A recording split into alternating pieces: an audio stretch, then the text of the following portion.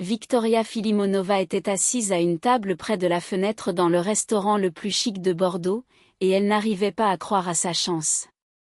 Elle jouait avec une lourde fourchette en argent véritable tout en observant son mari, Mathieu. Pour la première fois en 5 ans de mariage, il l'avait emmenée dans un tel endroit. D'ordinaire, leur soirée se déroulait soit devant la télévision, soit, au mieux, dans une pizzeria modeste au coin de la rue. Mais ici, tout était différent. Les nappes blanches, impeccablement starched, la douce musique d'un violoniste dans un coin, les serveurs en veste sombre se déplaçant silencieusement comme des ombres. Victoria travaillait comme serveuse dans une cantine ordinaire à la périphérie de la ville. Elle connaissait la valeur de chaque euro, savait à quoi sentait le détergent bon marché et l'huile brûlée. Ici, l'air était imprégné d'argent, de parfum et d'une ambiance festive indescriptible. Elle se sentait un peu mal à l'aise, comme si tous les regards étaient rivés sur sa robe simple et ses mains, qui n'avaient jamais connu de manucure coûteuse. Mais en regardant Mathieu, la peur s'estompa. Ce soir, il était différent, plus galant et attentif. Il lui tira la chaise, l'aida à enlever son manteau, et lui sourit comme au début de leur relation. « Commande tout ce que tu veux, Vicky, lui dit-il en lui tendant le menu en cuir épais. Ce soir, c'est notre soirée, le début d'une nouvelle vie. Son cœur battait plus vite à cette pensée. Elle avait tant attendu ce moment. Les dernières années avaient été difficiles. Mathieu avait perdu son emploi d'ingénieur, se débrouillant avec des petits boulots, souvent irrité, disant qu'il n'était pas apprécié. Victoria portait le poids de leur foyer, travaillant sans relâche pour payer les factures de leur modeste appartement hérité de son père. Elle croyait que ce n'était que temporaire, que Mathieu retrouverait un jour un bon emploi. Et voilà, il semblait que ce jour était enfin arrivé. « Qu'est-ce qui se passe ?» demanda-t-elle, le cœur battant. « Tu as trouvé un nouveau travail ?» Il sourit mystérieusement et commanda la bouteille de vin la plus chère de la carte. « Mieux, Vicky, beaucoup mieux. J'ai conclu un très bon marché. Bientôt, nous oublierons ta cantine comme un mauvais rêve. Nous achèterons un nouvel appartement, une voiture. Tu resteras à la maison, comme une vraie dame. » Alors qu'il parlait, Victoria le regardait, des larmes de joie roulant sur ses joues. Elle les essuya rapidement, ne voulant pas qu'il le remarque. Était-ce vraiment vrai? Son attente et sa foi allaient-elles enfin être récompensées? La soirée passa en un clin d'œil. On lui apporta des huîtres sur un lit de glace, qu'elle n'avait jamais goûté auparavant. Ensuite, une salade avec des feuilles exotiques et des crevettes de la taille de sa main. Pour le plat principal, Mathieu commanda 2 énormes steaks, cuisinés sous les yeux des clients dans un spectacle flamboyant. Victoria se sentait comme l'héroïne d'un film étranger. Elle riait aux blagues de Mathieu, lui racontait des histoires drôles de sa cantine, qui auparavant l'agaçaient. Ce soir, il l'écoutait attentivement, hochant la tête, lui versant du vin. « Je t'aime tant, Mathieu, » murmura-t-elle en savourant le dessert, une mousse légère aux fruits et à la crème fouettée. « Je sais, » répondit-il. Son sourire lui parut un instant étrange, froid, mais elle chassa cette pensée. Il doit être juste fatigué. Le serveur débarrassa la table des dernières assiettes et déposa silencieusement devant Mathieu un gros dossier pour l'addition. Victoria, curieuse, jeta un œil à l'intérieur lorsque son mari l'ouvrit et vit le montant total. Les chiffres étaient astronomiques. C'était plus que son salaire de 3, non, 4 mois. Elle eut un moment de vertige, mais Mathieu semblait parfaitement calme. Il ne cligna même pas des yeux.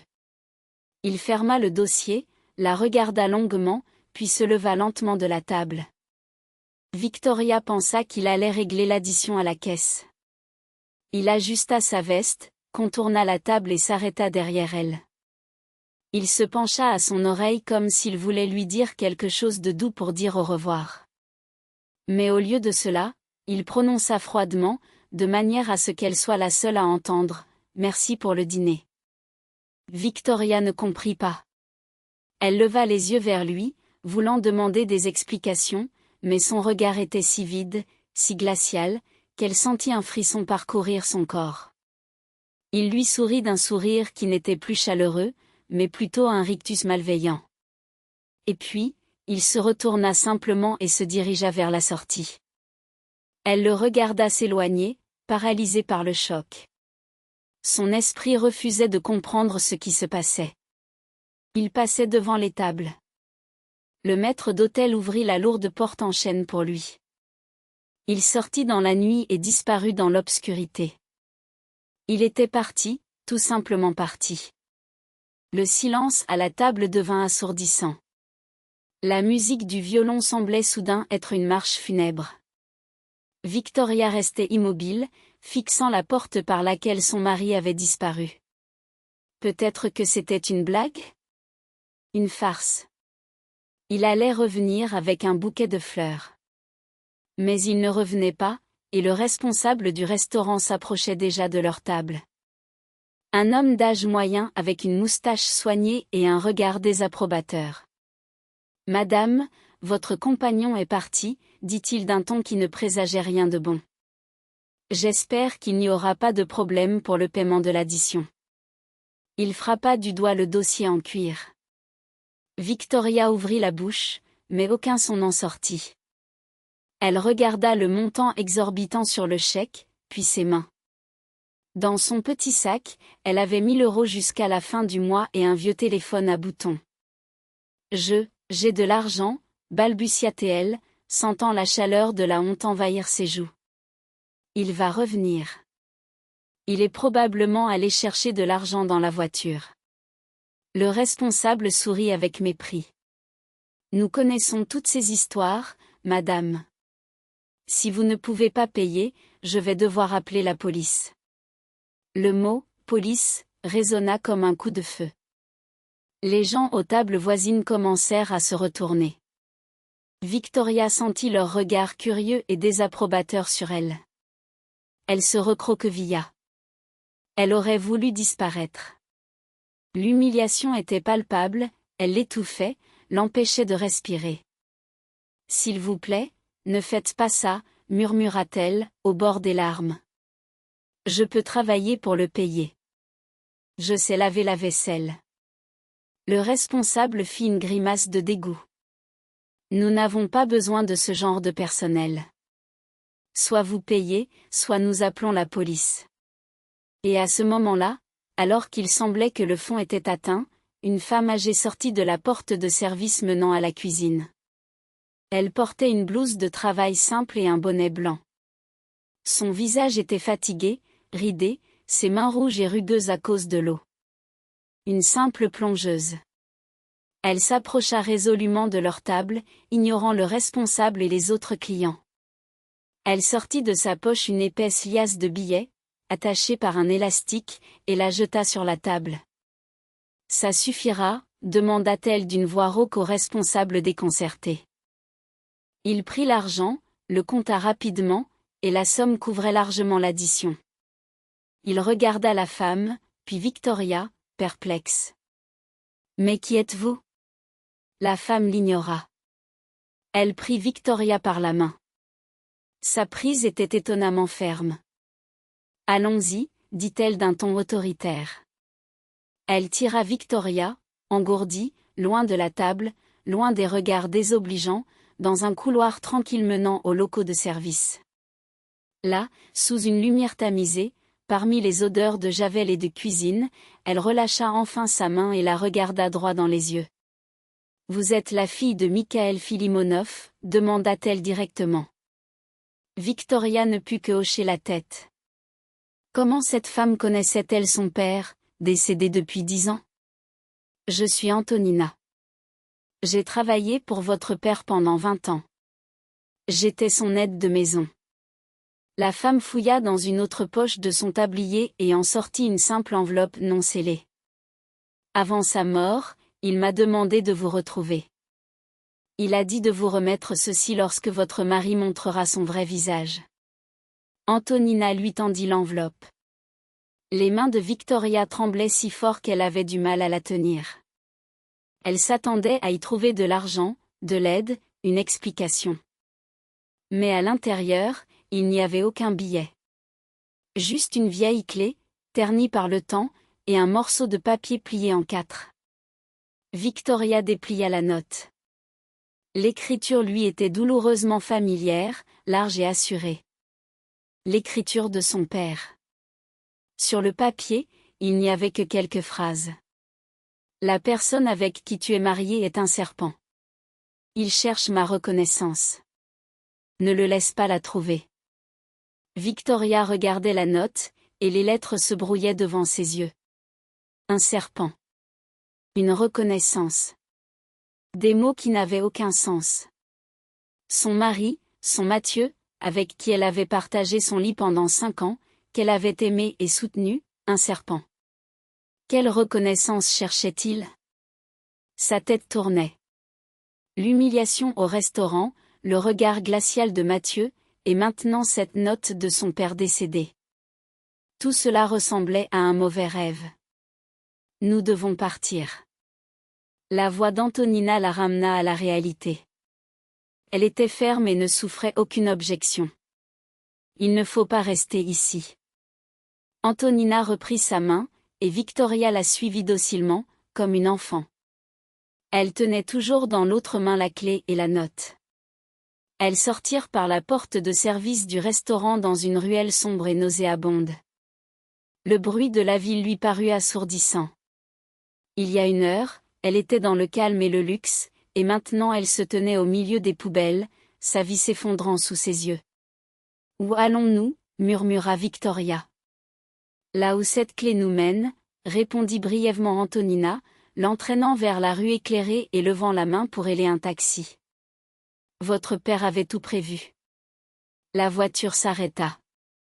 Une vieille Volga avec un chauffeur grognon. Antonina donna une adresse à l'autre bout de la ville, dans une zone industrielle dont Victoria n'avait même jamais entendu parler. Elles prirent place à l'arrière. Victoria regardait par la fenêtre les lumières défiler, mais elle ne voyait rien. La scène du restaurant tournait en boucle dans sa tête. Le sourire de Mathieu. Ces mots, « Merci pour le dîner ». Comment avait-elle pu être si aveugle? Comment n'avait-elle pas vu sa cruauté plus tôt? Elle se remémora toutes ces années, ses plaintes constantes sur le manque d'argent, ses histoires floues sur des projets qui allaient bientôt décoller. Son irritation lorsqu'elle lui demandait des détails, elle attribuait tout cela à des échecs, à la fierté masculine, alors qu'en réalité, il jouait un rôle. Il avait vécu avec elle, avait partagé son lit, avait mangé sa nourriture, sachant qu'à la fin, il l'utiliserait et la jetterait. Pourquoi faire? Pour trouver cette reconnaissance. Qu'est-ce que c'est que cette reconnaissance? Demanda-t-elle à Antonina, rompant le silence dans la voiture. Je ne comprends pas. Antonina la regarda longuement avec ses yeux décolorés mais étonnamment perçants. Mikhaël Petrovitch était un homme complexe, dit-elle lentement. Il s'est fait beaucoup d'ennemis et a laissé beaucoup de secrets derrière lui. Il a dit que lorsque le moment viendrait, vous comprendriez tout vous-même. La voiture tourna hors de l'avenue principale et emprunta une route défoncée entre des clôtures et des entrepôts. Enfin, le chauffeur s'arrêta devant un long bâtiment d'un étage en briques grises avec des rangées de portes métalliques identiques. Un complexe d'entrepôts privés. Un endroit où les gens gardent ceux qui ne rentrent pas dans leur appartement et leur vie. Nous sommes arrivés, grogna le chauffeur. Antonina paya et sortit Victoria de la voiture. L'air était froid et sentait l'humidité et la rouille. Sous les lampadaires faiblement éclairés, des couloirs interminables de ces portes de garage s'étiraient. Numéro 137, dit Antonina, et elles avancèrent le long de la rangée, scrutant les chiffres. Victoria sentait l'angoisse monter. Cet endroit était sinistre. Que pouvait bien garder son père dans un tel trou? Enfin, elles trouvèrent la bonne porte. Un énorme cadenas pendait sur ses gonds. Ouvre, fit signe Antonina. Victoria approcha la clé de la serrure. Ses mains tremblaient tellement qu'elle n'arrivait pas à la mettre dans la fente. La clé était vieille, dentelée, et ne voulait pas entrer. Elle s'acharna, mordant sa lèvre d'angoisse, se sentant complètement impuissante. À ce moment-là, le silence fut rompu par le bruit d'une voiture qui s'approchait. Victoria se figea. Une voiture familière sortit lentement du coin. La berline sombre de Mathieu. Les phares perçaient l'obscurité, les éblouissant un instant. Le cœur de Victoria s'effondra. Il avait compris qu'Antonina lui avait remis l'enveloppe et les avait suivis. Plus vite, chuchota Antonina, se plaçant entre Victoria et la voiture, essayant de la protéger de son corps. La voiture s'arrêta à une dizaine de mètres d'elle. La porte ne s'ouvrait pas. Il était assis là dans l'obscurité, attendant. Observé. Ce fait était plus terrifiant que n'importe quelle poursuite. La panique donna à Victoria la force de mettre la clé dans la serrure, de la tourner. Un bruit de cliquetis rouillé retentit. Elle tira sur le verrou, il céda. Saisissant la poignée, elle souleva la lourde porte métallique. Celle-ci glissa avec un bruit strident le long des rails. Entrons, ordonna Antonina, poussant Victoria à l'intérieur. Elles se retrouvèrent dans une pièce sombre et froide. Antonina actionna l'interrupteur près de l'entrée, et une ampoule poussiéreuse s'alluma au plafond. L'entrepôt était presque vide. Au fond, un vieux bureau, quelques chaises et plusieurs caisses recouvertes d'un drap jaunâtre. Tout était recouvert d'une épaisse couche de poussière, mais au milieu du bureau se tenait une petite boîte métallique, semblable à un coffre pour documents. Elle était propre, comme si elle avait été mise là récemment. Antonina ferma rapidement la porte derrière elle, les coupant de la lumière des phares de la voiture de Mathieu. Elles restèrent dans le silence, seulement troublées par le bourdonnement de l'ampoule et le battement de cœur effréné de Victoria. « Il attend que nous sortions, » dit Victoria, regardant l'espace sous la porte. « Alors nous devons trouver ce que nous sommes venus chercher et partir par un autre chemin, » répondit calmement Antonina, comme si elle avait un plan pour chaque situation. Elle s'approcha de la boîte. Elle avait un simple cadenas à code. Votre père a dit que le code était le jour que vous n'oublierez jamais. Victoria la regarda, perplexe. Quel jour? Elle avait beaucoup de jours mémorables. Le jour de son mariage. Mais maintenant, cette pensée ne lui évoquait que de la nausée. Le jour de la mort de son père. Il a beaucoup aimé votre mère, murmura Antonina. Il disait toujours que le jour où il l'a rencontrée était le seul jour vraiment heureux de sa vie. Victoria se concentra. Son père parlait rarement de sa mère, morte alors qu'elle était encore petite. Mais elle se souvenait d'une histoire. Il lui avait un jour raconté qu'il avait vu sa mère pour la première fois lors d'une manifestation du 1er mai. Elle tenait un bouquet de lilas. C'était le 25 mai 1985. Elle s'approcha de la boîte et, d'un doigt tremblant, tapa 4 chiffres. Un clic. La boîte s'ouvrit. À l'intérieur, sur un rembourrage en velours rouge, se trouvait une pile de documents soigneusement empilés. En haut, une page de garde, tapée à la machine. Victoria la prit. Le titre disait « Reconnaissance de Mikhail Petrovitch Filimonov ». Elle commença à lire, et la terre se déroba sous ses pieds. C'était un document froid, détaillé, juridiquement précis. Son père y décrivait, étape par étape, comment au début des années 90, il avait trompé son premier partenaire commercial, le père de sa demi-sœur Valérie. Comment il avait délibérément sous-estimé les bénéfices, transféré des actifs à des sociétés fictives, créé de fausses dettes. En fin de compte, il avait contraint son partenaire à vendre sa part de leur entreprise commune pour une bouchée de pain, le laissant pratiquement sans rien. Et puis, quelques années plus tard, celui-ci était mort d'une crise cardiaque dans une pauvreté totale. Chaque page était signée de la main de son père, d'une signature large et assurée qu'elle connaissait depuis son enfance. Voilà ce que Mathieu cherchait. Maintenant, tout prenait sens. Valérie, sa demi-sœur, l'avait toujours détesté. Elle pensait que leur père avait volé sa famille, laissant tout à Victoria. Apparemment, elle avait cherché des preuves toutes ces années, et elle avait trouvé Mathieu. Ou lui l'avait trouvé. Ils avaient conspiré. Il devait gagner la confiance de Victoria, l'épouser pour entrer dans sa maison, dans sa vie et trouver ce document. Le document qui donnait à Valérie le droit de contester toutes les transactions et de récupérer toute l'entreprise de son père. 5 ans de sa vie, son amour, son mariage n'étaient qu'une partie de ce plan monstrueux. Ils ont tout planifié, murmura Victoria, laissant tomber les papiers sur la table. Il s'est marié avec moi juste pour ça. Je sais, dit doucement Antonina. Votre père a aussi compris cela.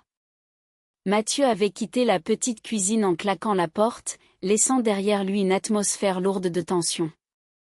Les mots qu'il avait prononcés résonnaient encore dans l'esprit de Victoria, Antonina et Léonard.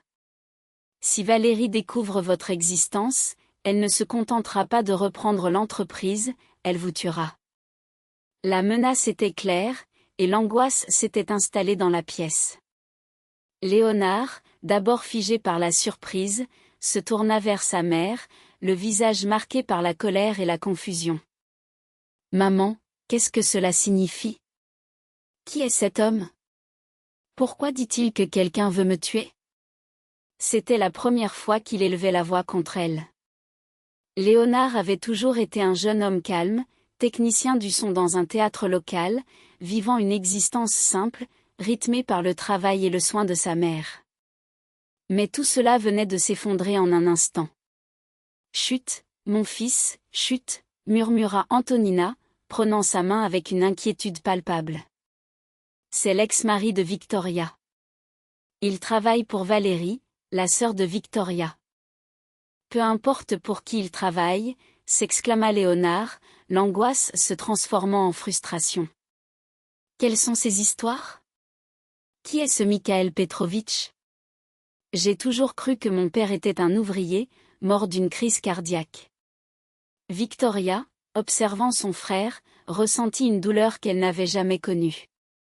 Ce jeune homme, qu'elle venait tout juste de découvrir comme son frère, était lui aussi une victime des machinations de leur père. Elle s'avança, sa voix tremblante. « Léonard, ce que Mathieu a dit est vrai. Ma sœur Valérie pense que notre père l'a trompée. Elle est obsédée par l'argent et l'entreprise. Si elle apprend pour toi, elle te considérera comme une menace. Elle ne reculera devant rien. Mon père t'a caché toute ta vie pour cette raison. » La nuit s'étira dans un brouillard d'incertitude. Aucun d'eux ne trouva le sommeil. Léonard arpentait la pièce, réalisant qu'il était le fils illégitime d'un homme puissant, devenu la cible de sa sœur folle. Antonina, assise à la table de la cuisine, feuilletait des photos anciennes, les larmes aux yeux. Victoria, quant à elle, se tenait près de la fenêtre, regardant les lumières indifférentes de la ville endormie, sans larmes. L'humiliation, la trahison, le mensonge l'avaient laissé vide, un froid glacial s'étant installé dans son cœur. Dans cette ville, Valérie occupait son appartement, tandis que Mathieu, l'homme qu'elle avait épousé, l'avait trahi. Et ici, dans ce petit appartement étranger, se tenait son frère, menacé de mort à cause d'elle, de son mariage, de sa naïveté. Le matin apporta un nouveau tour de cauchemar. Le téléphone de Victoria, qu'elle avait oublié de charger, vibra soudain, inondé de messages. Elle regarda l'écran, surprise. Des dizaines de notifications de collègues et d'amis. « Vika, est-ce vrai ce qu'on lit dans les nouvelles ? Tiens bon. Que se passe-t-il chez vous ? » Antonina, feuilletant son vieux tablet, découvrit un article sur le site d'un portail d'affaires local. Le titre frappant, « Scandale dans la famille Filimonov ».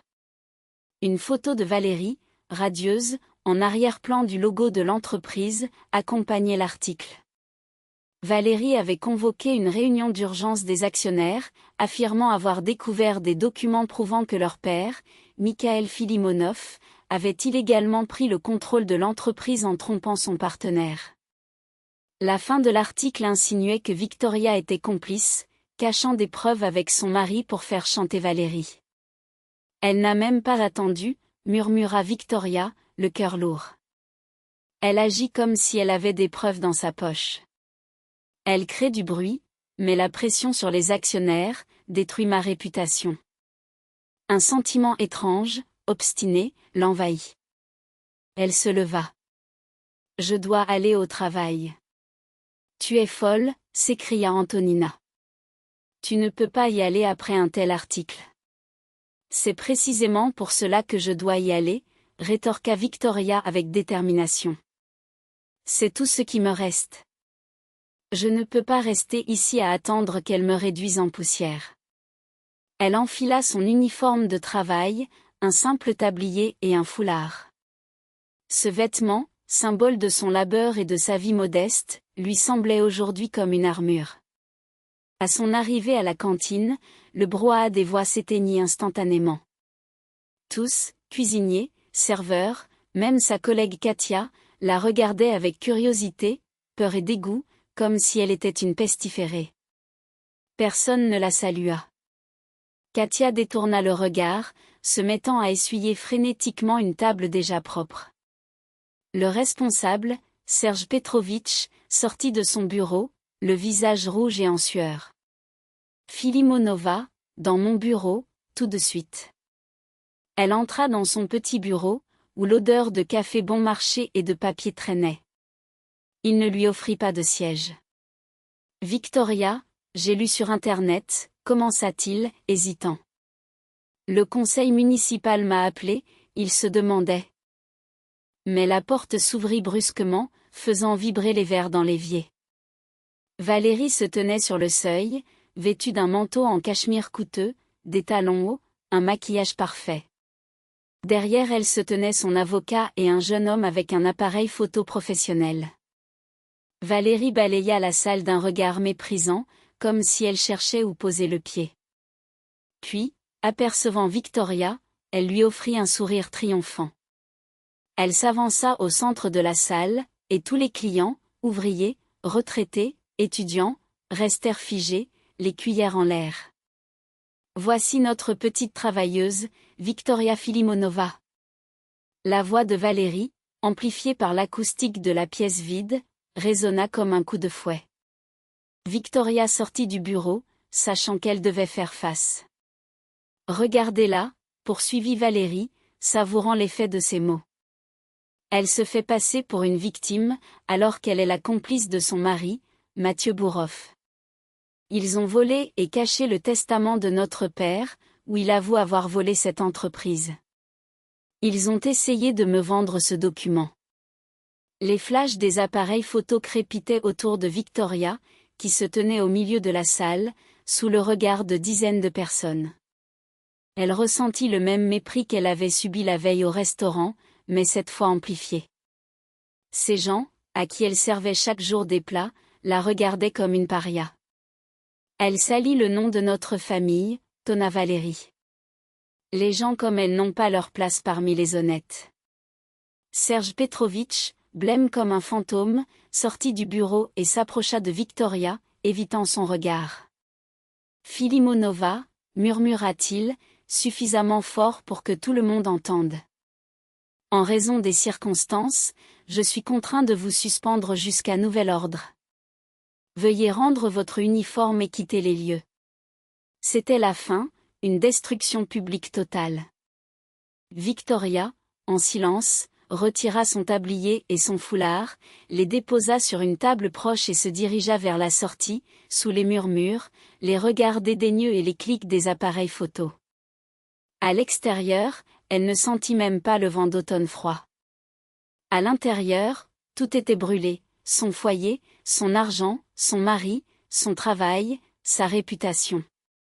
Valérie ne lui avait rien laissé. Errant dans les rues, elle se retrouva dans un vieux parc où elle aimait s'asseoir enfant avec son père. Elle s'assit sur un banc froid et comprit soudain une chose simple. Quand on vous enlève tout, on vous enlève aussi la peur. Il n'y avait plus rien à craindre. Elle avait touché le fond.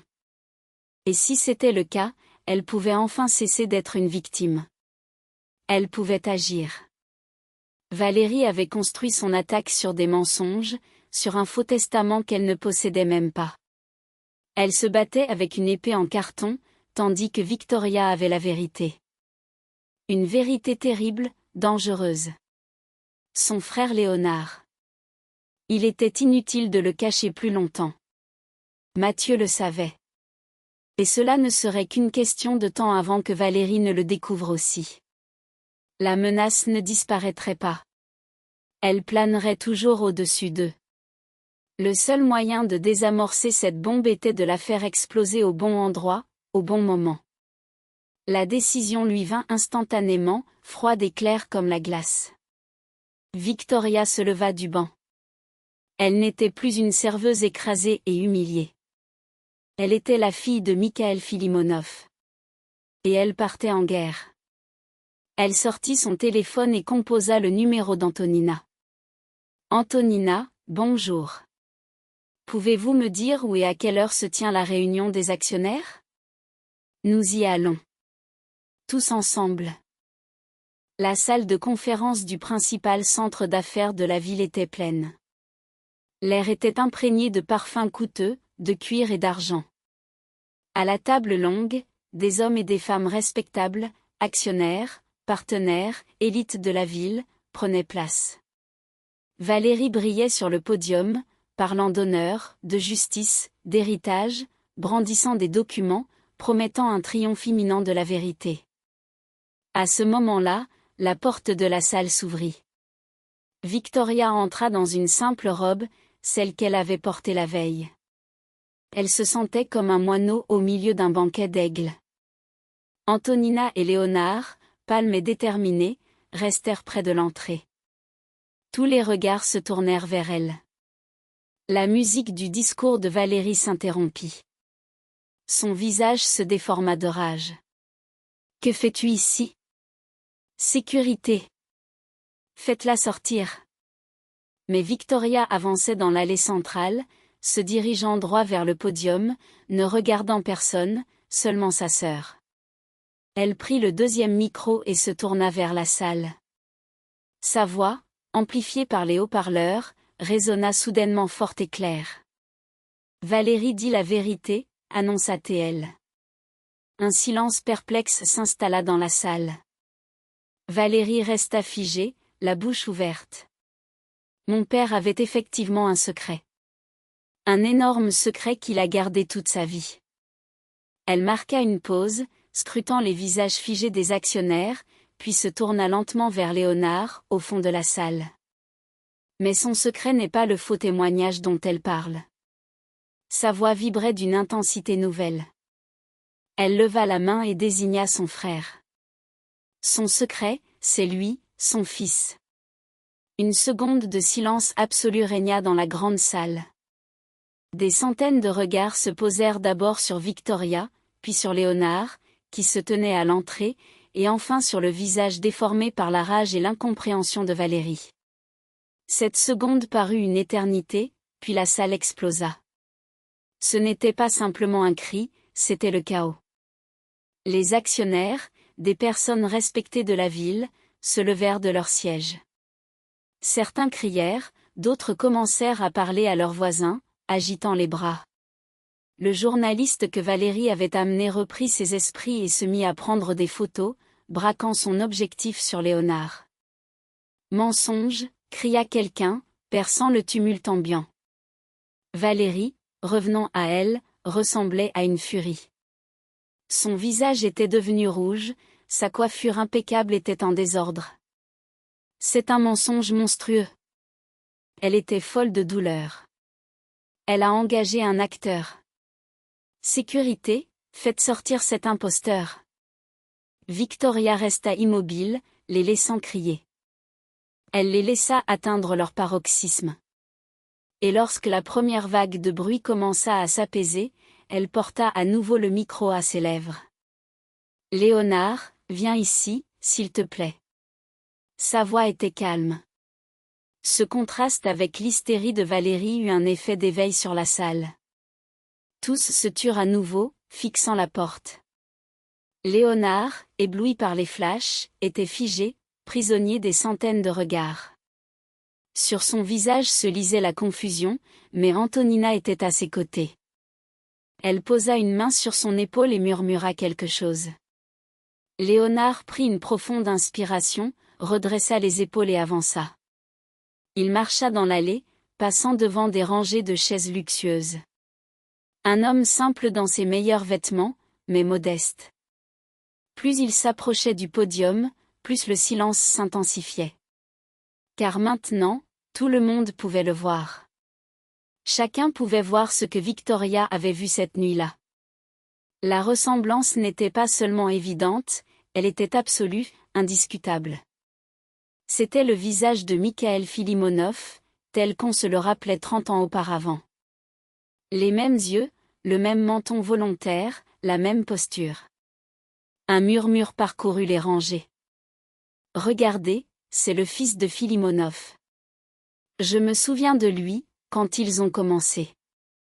Incroyable. » Léonard s'approcha et se plaça aux côtés de Victoria, regardant non pas la salle, mais Valérie. Dans son regard, il n'y avait pas de haine, seulement une lourde incompréhension. « Ce n'est pas un acteur, » poursuivit calmement Victoria. « C'est mon frère. » Elle désigna Antonina, qui s'approcha. « Antonina Popova. Elle a travaillé pour notre père pendant 20 ans. Et elle est la mère de Léonard. » Antonina avança, tenant une simple chemise en carton, nouée avec une ficelle. Elle la défit silencieusement et déposa sur la table devant le président de la réunion, un vieil homme aux lunettes, plusieurs lettres jaunies, suivies d'un tas de reçus bancaires. « Voici les lettres de Mikhaël Petrovitch à moi et à son fils. Pendant 30 ans, dit-elle d'une voix calme mais ferme. Et voici les virements mensuels pour des vêtements, des études, pour vivre. Mikhaël Petrovitch n'a jamais abandonné son fils. » Le président prit l'une des lettres, la rapprochant de ses yeux. Tous connaissaient l'écriture expansive du fondateur de l'entreprise. Il leva les yeux vers Léonard, puis vers Valérie, et son visage trahit la confusion. Valérie scrutait les lettres, les reçus, le visage de Léonard, et son assurance commença à vaciller. Elle comprit que ce n'était pas un mensonge. C'était la vérité. Et cette vérité était pour elle plus terrifiante que n'importe quel faux témoignage. Un fils illégitime, un héritier. Tout son combat, toute sa haine, toute sa vie bâtie sur un sentiment d'injustice, tout cela s'avérait vain. Son père ne l'avait pas trompé. Il les avait tous trompés. Et qu'est-ce que cela change, cria-t-elle, tentant de reprendre le contrôle de la situation. Eh bien, il avait un bâtard. Cela ne signifie rien. Il n'est personne. Il n'a pas de droit. Où est le testament? Montrez-moi le testament. La salle se mit à murmurer à nouveau. La question était pertinente. Un fils, c'était une chose, mais les droits juridiques en étaient une autre. Sans testament, il était un héritier comme eux, ou peut-être même pas du tout. Voici le testament, dit Victoria. Elle se pencha et souleva un lourd sac en toile. Les fermoirs claquèrent, et elle en sortit une boîte métallique. Plus précisément, voici le document que ma sœur cherchait désespérément. Elle sortit de la boîte une liasse de papier. Le fameux testament de leur père. Elle le leva au-dessus de sa tête pour que tout le monde puisse le voir. Voici le mensonge qui a conduit Valérie à me prendre ma maison. Voici le mensonge qui m'a humiliée publiquement. Voici le document qui, selon elle, lui donne tous les droits. Elle balaya la salle d'un regard lourd, puis se dirigea vers le mur où se trouvait une cheminée décorative avec des flammes artificielles. Elle appuya sur un bouton. Les flammes dansèrent derrière le verre. Sous les yeux ébahis des actionnaires, elle commença à jeter le testament dans le feu, feuille par feuille. Non, cria Valérie, mais il était trop tard. Le papier noircissait rapidement, se tordant, se transformant en cendres. Un silence mortel s'installa dans la salle, troublé seulement par le crépitement du feu et le souffle saccadé de Valérie. Les actionnaires regardaient cette scène avec horreur. Elle détruisait le document, le seul document autour duquel tout le conflit s'était construit. Elle créait un vide juridique. Lorsque la dernière feuille disparut dans les flammes, Victoria éteignit la cheminée et se tourna vers la salle. Valérie, folle de rage, se précipita vers elle. Elle saisit Victoria par le bras, ses ongles s'enfonçant dans sa peau. « Que as-tu fait, idiote ?» murmura-t-elle, suffisamment fort pour qu'elle seule entende. « Tu penses que c'est la fin ? Où est le vrai testament ? Celui où il te nomme héritière ? Je sais qu'il existe. Je savais que mon père était capable de cela. Calme-toi, Valérie. Tu as perdu. C'est toi qui as perdu. » Les yeux de Valérie brillaient de haine. « Rends-le-moi, ou je dirai aux créanciers de Mathieu que tous les actifs sont à lui. Ils ne le laisseront pas en paix. Ils l'enterreront dans les bois. Tu crois que je me soucie de lui ? Je ne suis désolée que pour le fait qu'il ne pourra pas me rembourser. » À ce moment-là, Antonina, qui se tenait à côté, fit un pas en avant. Elle ouvrit calmement son vieux sac, fouilla à l'intérieur et en sortit un document officiel, plié en 4. Un papier à en-tête, certifié par un notaire. Elle le tendit à Valérie. « C'est ce que tu cherches, Valérie ? » C'était le véritable testament. Les yeux de Valérie étaient rivés sur le document. C'était sa chance, son unique chance. Avec un rugissement animal, elle tira sa main et se précipita vers Antonine, tentant de s'emparer du papier. « Rends-le-moi !» Mais Victoria était plus rapide. D'un mouvement fluide, elle prit le testament des mains d'Antonine, devançant sa sœur d'une fraction de seconde. Valérie se retrouva à saisir le vide. Victoria ne prit pas le temps de le lire, ni de le montrer à quiconque. Elle se retourna simplement et se dirigea vers la cheminée. « Victoria, non !» s'écria Léonard, comprenant tout à coup. Il savait que dans ses mains se trouvait son avenir, son héritage, toute la vie qu'il n'avait jamais eue. Valérie hurla comme une louve blessée et se lança à sa poursuite. Mais il était trop tard. Victoria ralluma le feu. Un instant, elle suspendit le testament au-dessus des flammes, fixant sa sœur dans les yeux, puis relâcha simplement ses doigts. Le document tomba dans le feu et s'enflamma instantanément. Victoria se retourna, observant le visage déformé par l'horreur de Valérie, et le visage ahuri de Léonard. « Il n'y a pas de testament, » dit-elle doucement, mais sa voix résonna dans la salle silencieuse. « L'héritage, ce n'est pas un papier, c'est nous. » Les cendres étaient tout ce qui restait du testament. De légers flocons noirs tourbillonnaient dans l'air chaud au-dessus des flammes. La salle était muette. Ce n'était pas le silence d'un théâtre avant le début d'une pièce. C'était un silence assourdissant, un vide après une explosion. Tous regardaient cette cheminée vide, comme s'ils tentaient d'y discerner leur avenir, l'avenir de l'entreprise, l'avenir de leur argent. Valérie était figée, son visage blême, une masque de cire sur lequel se lisait une terreur totale et dévorante. Elle ne regardait ni sa sœur, ni le feu, mais quelque chose à travers eux, voyant son rêve, l'objectif de toute sa vie, se transformer en néant. Léonard, qui se tenait à quelques pas, observait Victoria. Dans ses yeux, il n'y avait ni colère, ni ressentiment, seulement de la confusion.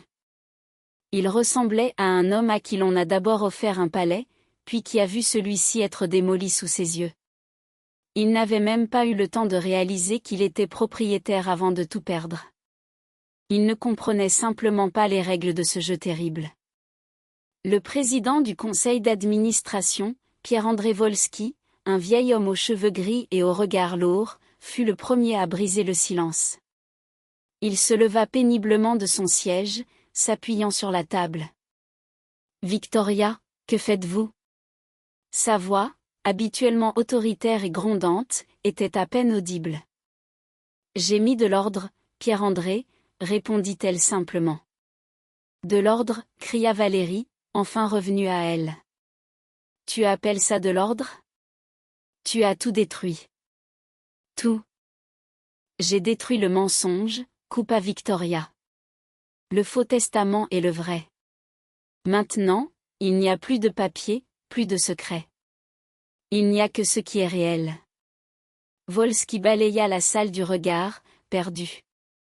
Les actionnaires commencèrent à murmurer, se levant de leur siège. L'atmosphère devenait à nouveau tendue.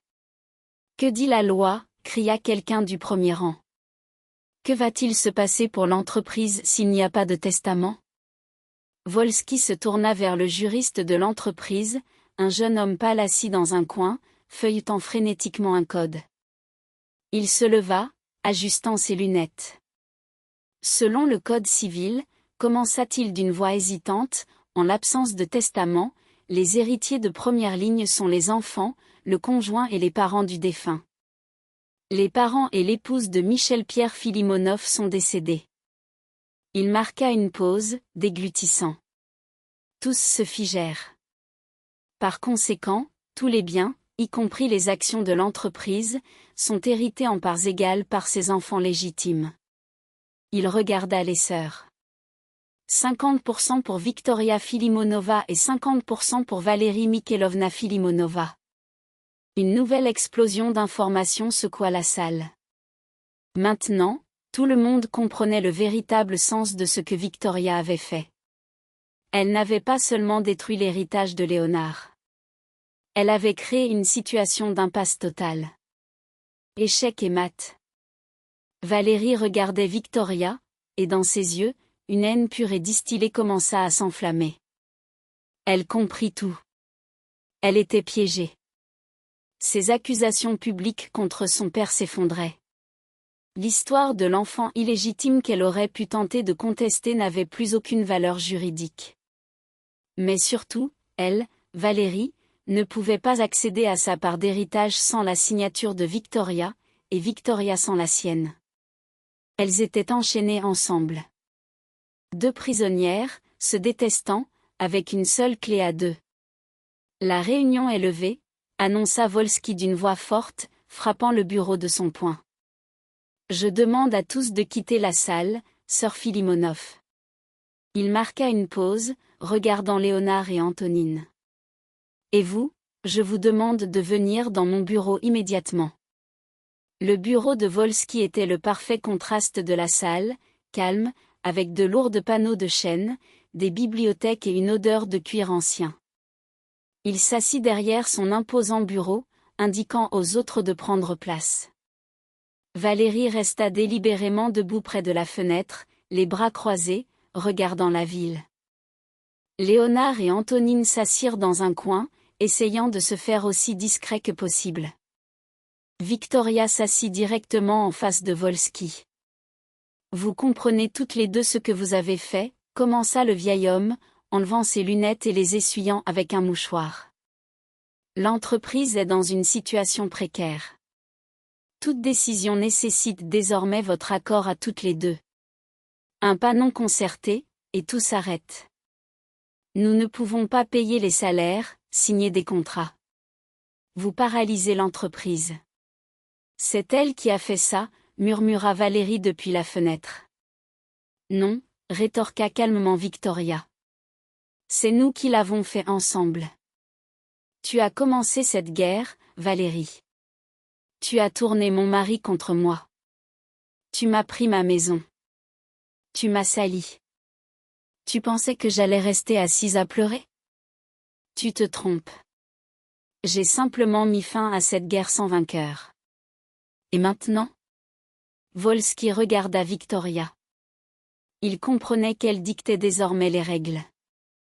Vous allez vous battre en justice jusqu'à la fin de vos jours et couler l'entreprise? Non, dit Victoria. J'ai une proposition. Valérie se retourna brusquement. Je ne vais pas écouter les propositions de Seth. Tu vas le faire, l'interrompit Victoria. Sa voix était froide et ferme comme de l'acier, parce que tu n'as pas le choix. Tu peux courir devant les tribunaux autant que tu veux. Je vais les noyer sous des plaintes pour fraude concernant l'appartement, pour diffamation. Je raconterai toute l'histoire de Léonard. Je prouverai que notre père l'a soutenu toute sa vie. L'opinion publique sera de son côté. Tu seras sali. Donc, tu ne pourras jamais te laver de cela. Tu obtiendras ta part d'action, mais tu ne pourras en vendre aucune. Aucun homme sérieux ne voudra avoir affaire à toi. Tu seras assise sur un tas d'or que tu ne pourras pas dépenser. Chaque mot frappait Valérie comme une gifle. Elle se tut, sachant que Victoria disait la vérité.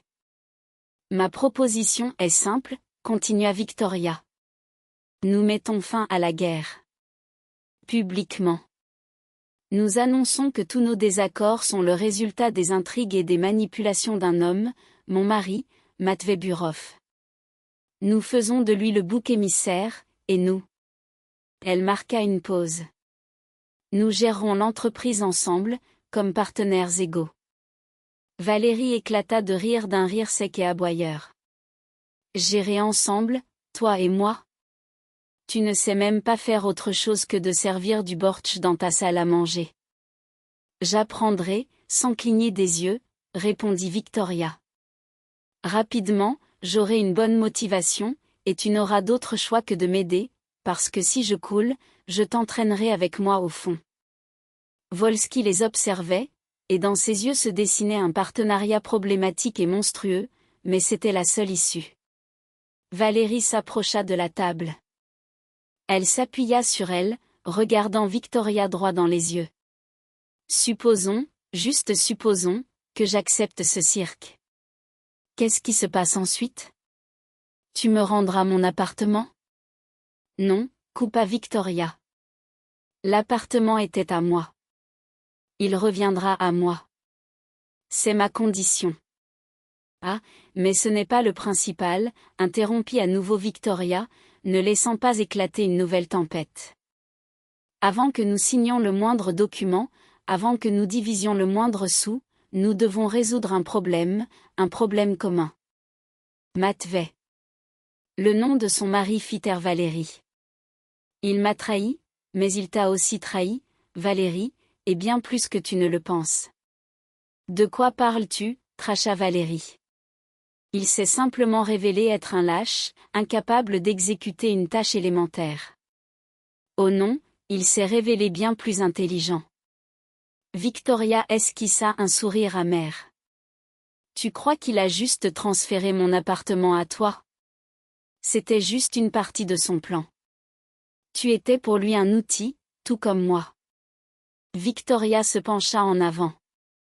Elle abaissa sa voix, et dans la pièce, il devint si silencieux qu'on pouvait entendre le tic-tac des vieilles horloges sur le mur. Matvey t'a bien plaint, n'est-ce pas, en te disant qu'il avait des dettes, qu'il avait besoin d'argent pour certains projets? Il se plaignait, c'est vrai, admit Valérie.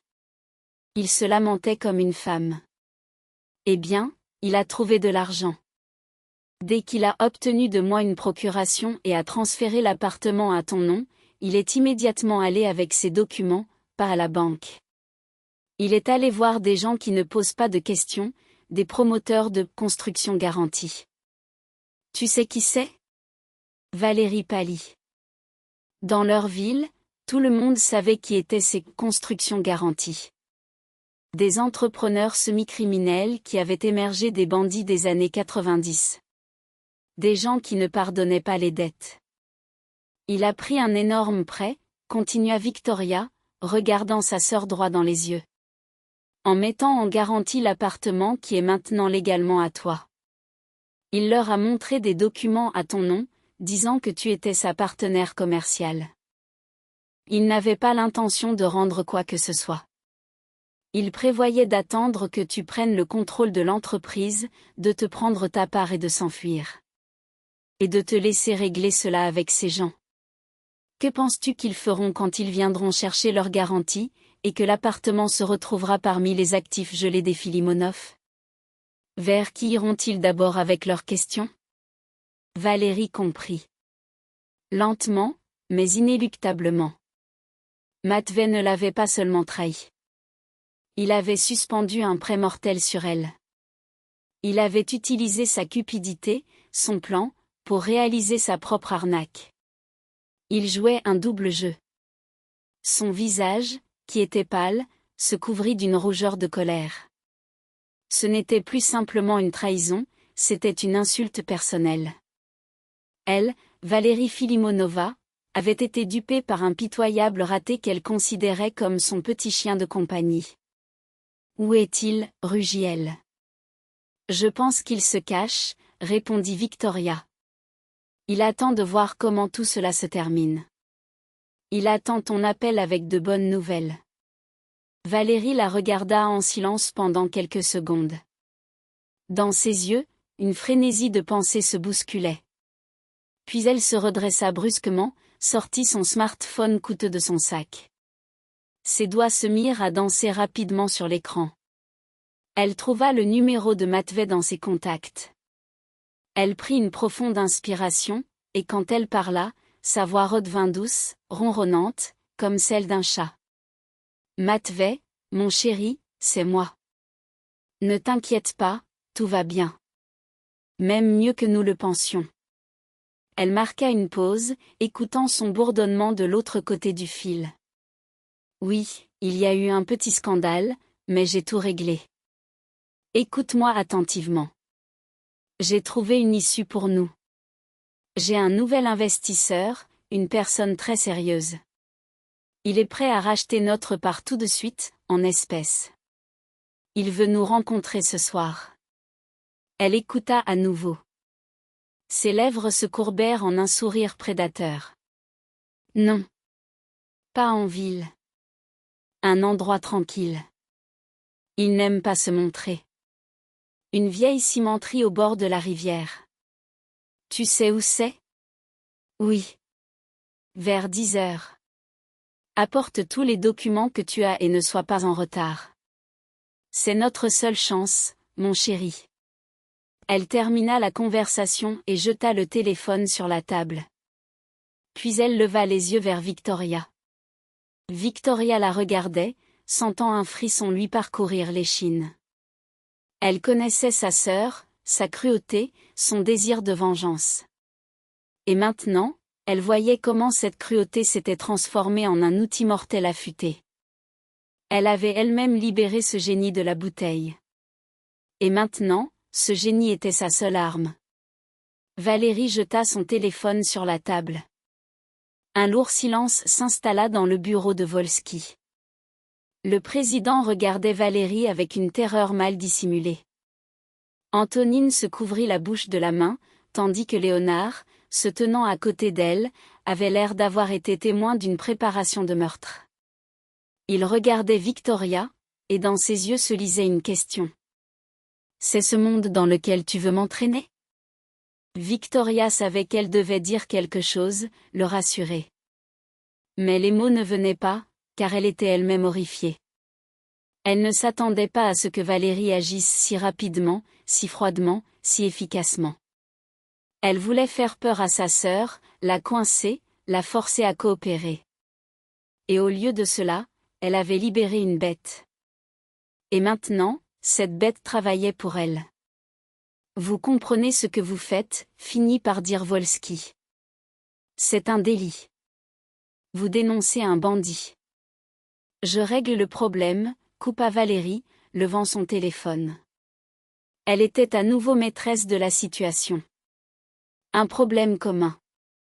Ou préférez-vous que ces gens viennent ici, dans votre bureau, et demandent des comptes à nous deux ? À l'entreprise. » Elle regarda Victoria. « Tu viens avec moi ?» C'était une commande, pas une question. « Pourquoi ?» demanda doucement Victoria.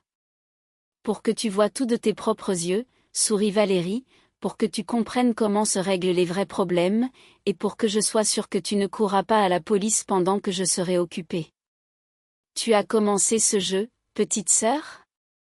Tu dois le regarder jusqu'à la fin. Elle se dirigea vers la sortie. J'attends dans la voiture dans 5 minutes. Lorsque la porte se ferma derrière elle, Léonard s'approcha de Victoria. Vika, ne va pas. C'est de la folie. Elle est dangereuse. Je dois y aller, répondit Victoria, se sentant vidée. Elle a raison. C'est moi qui ai commencé cela. Alors prends ça. Léonard lui glissa rapidement quelque chose de petit, froid et métallique dans la main. C'était une petite caméra, déguisée en bouton de vêtements. J'ai un petit faible pour ce genre de choses. Parfois, c'est nécessaire pour le travail. Fixe-la sur ton manteau. Appuie simplement sur le bouton latéral une fois. Ça enregistrera le son et la vidéo au cas où. Pourquoi? Je ne sais pas, avoua Léonard. Mais avec des gens comme elle, il vaut mieux avoir une assurance. S'il te plaît, pour moi. Victoria le regarda, puis la caméra. Elle hocha la tête et la cacha rapidement dans sa poche. Le trajet jusqu'à l'ancienne cimenterie se déroula dans un silence complet. Valérie conduisait rapidement et agressivement, filant à travers les rues nocturnes. Victoria était assise à côté, regardant par la fenêtre les lumières floues. Elle ne pensait pas à Matvey. Étrangement, elle ne ressentait ni pitié, ni colère envers lui, seulement un vide. Il était un étranger, un personnage d'un mauvais rêve. Toutes ses pensées étaient concentrées sur la femme assise à côté d'elle, sa sœur, sur cette colère glaciale qui émanait d'elle par vagues. Dans la poche de son manteau, sa main serrait la petite caméra. Elle ne savait pas encore pourquoi, mais son instinct lui disait que Léonard avait raison. Ils tournèrent de la route asphaltée sur une route en béton brisé menant à la zone industrielle. Devant eux, les silhouettes noires des bâtiments abandonnés de l'ancienne cimenterie se dessinaient contre le ciel nocturne terne. L'endroit était sinistre. Les fenêtres brisées les regardaient comme des orbites sombres, et le vent hurlait dans les ateliers vides. Valérie coupa le moteur, s'arrêtant à environ 100 mètres du bâtiment principal, à l'ombre de vieux réservoirs rouillés. À pied à partir d'ici. Ils sortirent de la voiture. Le vent froid pénétrait jusqu'aux os. Sous leurs pieds, le gravier et le verre brisé crissaient. « Es-tu sûr qu'ils viendront ?» demanda Victoria pour briser le silence oppressant. « Pour un tel montant, ils sortiront de sous terre, » ricana Valérie. « Ne t'inquiète pas. » Ils contournèrent le bâtiment principal et arrivèrent sur une grande place ouverte devant celui-ci. À la lumière d'un lampadaire solitaire, la voiture de Matvey était garée. Il se tenait à côté, se déplaçant nerveusement d'un pied sur l'autre et frottant ses mains gelées. Il était vêtu de son meilleur costume, celui qu'il portait hier au restaurant. Maintenant, ce costume avait l'air pitoyable et inapproprié sur lui. En les voyant, il se précipita à leur rencontre. « Valérie, enfin. J'ai déjà gelé en attendant. Où est l'investisseur ? » « Il arrive, » répondit froidement Valérie, s'arrêtant à quelques pas de lui. Victoria se recula légèrement, essayant de rester dans l'ombre. Elle appuya discrètement sur le bouton de la caméra dans sa poche. Matvey regarda Valérie avec un espoir avide. « Ça a marché, nous sommes presque riches, » murmura Valérie. À ce moment-là, le silence fut déchiré par les phares. Un grand SUV noir sortit lentement de derrière un coin. Il s'arrêta, et pendant quelques secondes, ses phares éblouirent Matvey, qui se protégea avec sa main. Puis le moteur s'éteignit et 2 hommes sortirent de la voiture. L'un était grand, maigre, vêtu d'un long manteau en cuir. L'autre était trapu, avec une tête rasée et un cou de taureau. Ils ne ressemblaient pas à des investisseurs. « Bonjour, Matvey Igorivitch, » dit celui en manteau. Sa voix était calme. « Abonnez-vous à la chaîne de nombreux